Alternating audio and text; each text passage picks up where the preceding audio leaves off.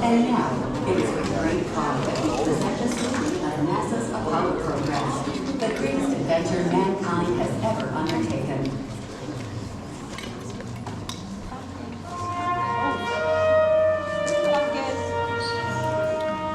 When I was a kid, I used to dream about flying through space. Every week on TV, I'd watch my heroes as they jumped into their rocket ships and took to the stars. And I wanted to be like them. They had courage, imagination, and no problem ever stood in their way for long. You know, in the end, when we actually did send men into space, it turned out that those were exactly the qualities it took. I'm John Hudson. This is Pad 39 of the Kennedy Space Center. I was a launch controller here when from this very spot, man took off to fly to the moon. It was a journey that began 12 years before that rocket ever left the ground. And it started on the other side of the world. Back then, we were one of two superpowers that always seemed to be on the edge of a terrible war.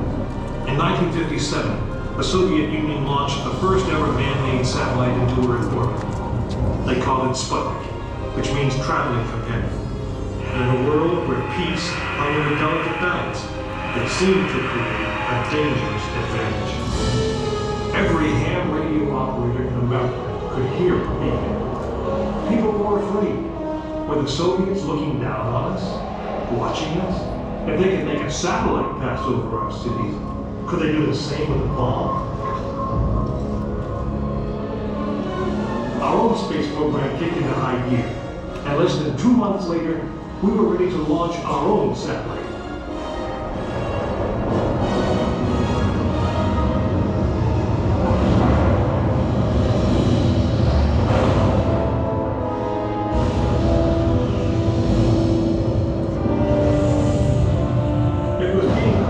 Space race, and we were running a distant second.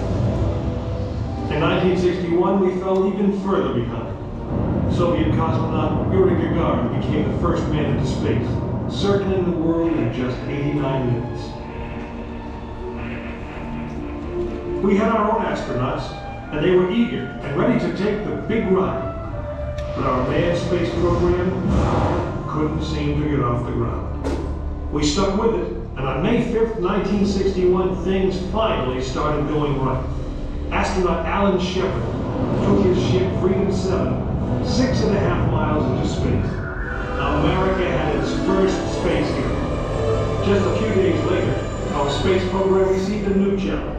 But this one did not come from the Soviet Union. It came from our young president. In one inspiring moment, he changed the mission. From one based in fear of the present to one of hope for the future. But why, some say, the moon? Why choose this as our goal? And they may well ask, why climb the highest mountain? Why 35 years ago, fly the Atlantic? Why does Rice play Texas? We choose to go to the moon. We choose to go to the moon.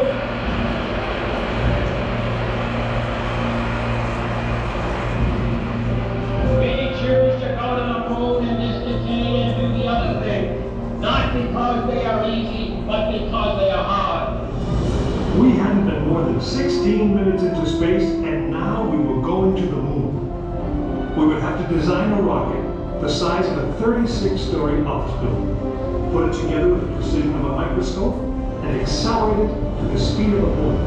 Then we would have to guide it to a moving target 250,000 miles away. Many people thought it was an impossible dream, but 400,000 of us set about making that dream a reality. voyage that any man had dared to attempt.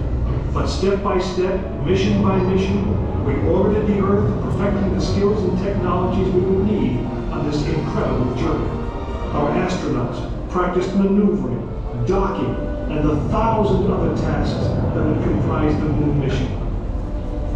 We created new alloys, lighter and stronger than anything seen before. We designed communication systems that would be reliable over the vast distance.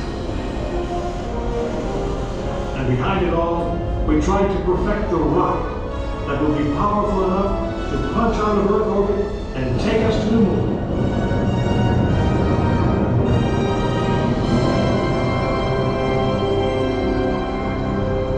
One day, however, the dream of flying to the moon almost slipped away. It was January 27th, 1967. Astronauts Virgil Gus Grissom, Edward White, and Roger Chaffee were on board Apollo 1 for a plugs-out test, a full-scale dress rehearsal for the actual launch. Suddenly it happened. There was a fire in the capsule. 3 men whose lives had been in our hands were lost. Surely the opening business of space promised high costs and hardships, as well as high reward. But this country of the United States was not built by those who waited and rested and wished to look behind them. After Apollo 1, some thought we'd failed, and that the moon was out of our reach. But we owed it to those men to learn from their sacrifice and to carry on. We started taking the Apollo vehicle apart, piece by piece. Was the design flawed? Had safety been compromised? Tough questions. And we spent 1.5 years redesigning the spacecraft so that no astronaut's life would ever be at risk because we overlooked something or because we could have done something better.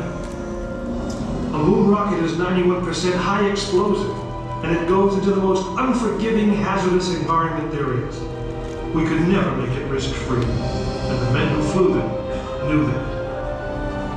We didn't send men into space again until Apollo 7 orbited the Earth testing some of the new designs. When everything worked perfectly, the decision was made. The next mission would travel to the moon. It was mankind's destiny to leave the shores of our planet behind and strike out across the vast ocean of space. In the great span of our history, now was the time that we could.